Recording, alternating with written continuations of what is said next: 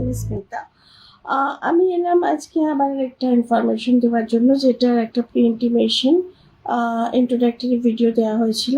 তো অনেকেরই কোশ্চেন আজকের দিনে দাঁড়িয়েছে মেন্টালি স্ট্রেসড, ঠিক আছে, মেন্টাল স্ট্রেস, ডিপ্রেশন, তারপরে হচ্ছে অ্যাংজাইটি এবং different type of psychological diseases, যেগুলো আমাদের খুব কি বলবো, যে কোনো এজেই আজকাল মানুষকে সেটার দ্বারা মানুষ অকুপাইড হচ্ছে। তো আমার কাছে প্রচুর কোশ্চেন এই নিয়ে আসে।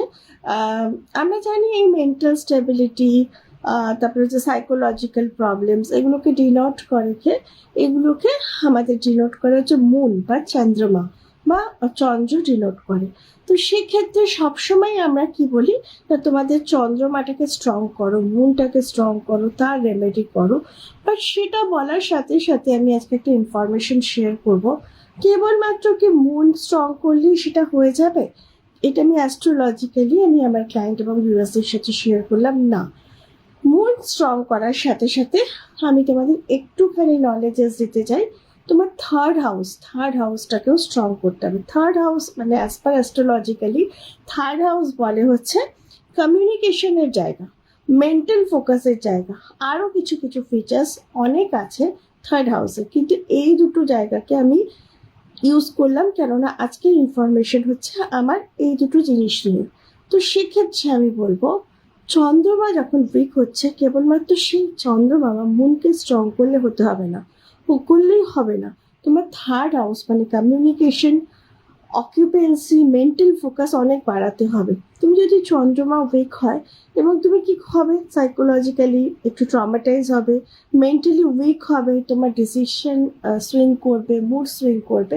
তো সেক্ষেত্রে চন্দ্রমাকে তো রিপেয়ার করো।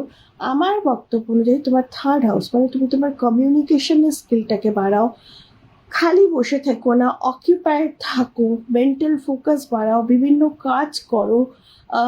দেখবে যতটা অকিউপাইড, ধরো কেউ নেই কাজ করার জন্য বা সময়, নিজেই ওয়াক নিয়ে আসো, নিজেই থিয়েটারে মুভি দেখে এসো একা, বা নিজে আজকাল সেলফ কোম্পানি খুব বড় জিনিস, সোলো ট্রিপও একটা বড় জিনিস যদি কাউকে অ্যাভেলেবিলিটিতে না থাকছে।